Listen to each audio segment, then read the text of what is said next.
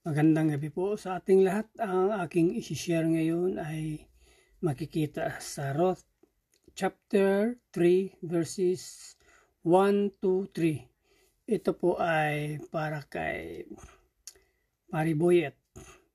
At ito po ang sinasabi. Isang araw sinabi ni Naomi kay Ruth, "Anak, gusto kong makapag-asawa ka na para sa ikabubuti mo.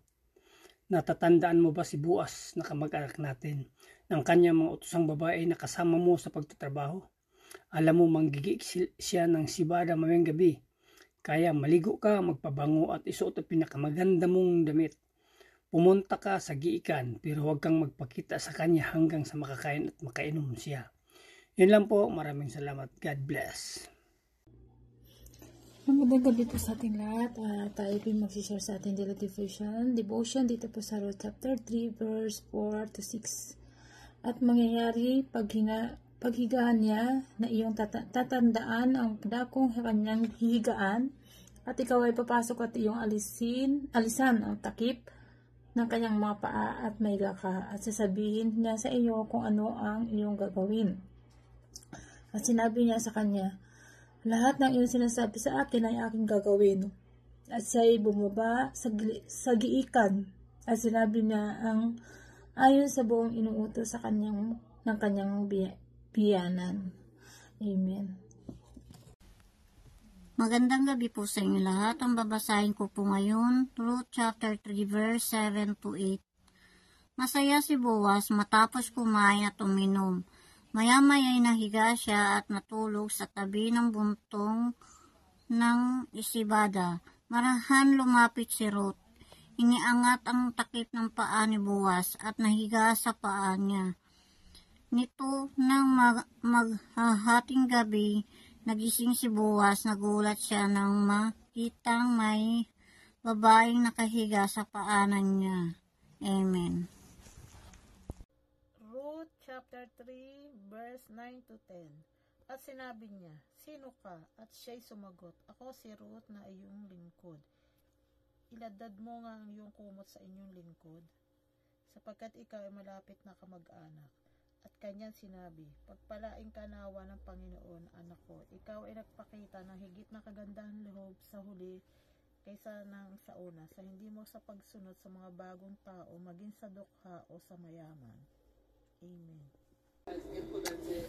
Gandang gabi po sa ating lahat. Ang aking ibabahagi ngayon ay makikita sa Ruth chapter 3 verses 11 to 13. Ito po ang nakasulat. "Kaya huwag kang mag-alala, anak, gagawin ko ang lahat ng hinihiling mo.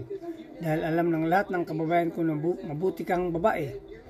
Totoong malapit mo akong kamag-anak na may tungkuling pangalagaan ka.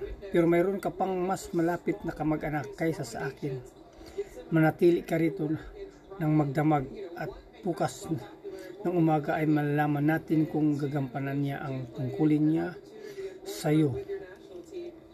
Kung papayag siya, mabuti, pero kung hindi, isusumpa ko sa buhay na Panginoon na gampanan ko ang tungkulin ko sa iyo. Sige, dito ka muna matulog hanggang umaga."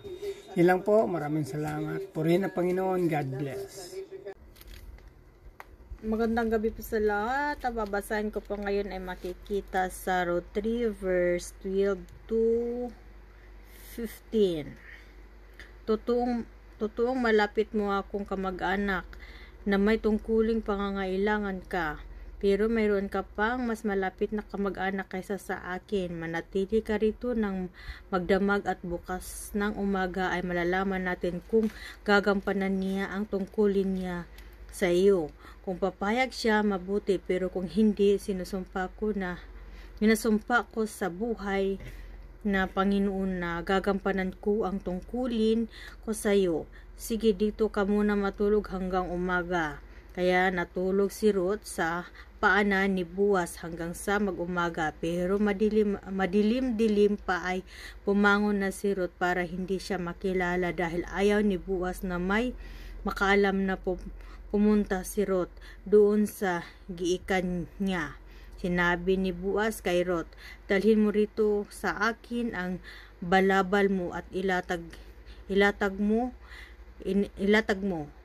Inilatag ito ni Ruth at nilagyan ni Boaz ng mga 6 na kilong sibada at ipinasan kay Ruth at bumalik si Ruth sa bayan. Yun lang po rin ng Diyos. God bless. Magandang pagpapalang gabi po sa ating lahat. Ang aming babasahin para po sa ating daily devotion ay matatagpuan sa Ruth 3, chapter 3, verses 16 to 18. Sabi rito, when Ruth went back to her mother-in-law, Naomi asked, "What happened, my daughter?" Ruth told Naomi everything Boaz had done for her, and she added, "He gave me the 6 scoops of barley and said, 'Don't go back to your mother-in-law empty-handed.'" Then Naomi said to her, "Just be patient, my daughter, until we hear what happens. The man won't rest until he has settled things today." Purihin ng Diyos sa pagkabasa ng kanyang mga salita. Patient, brilliant, twinkle, amen. God bless everyone.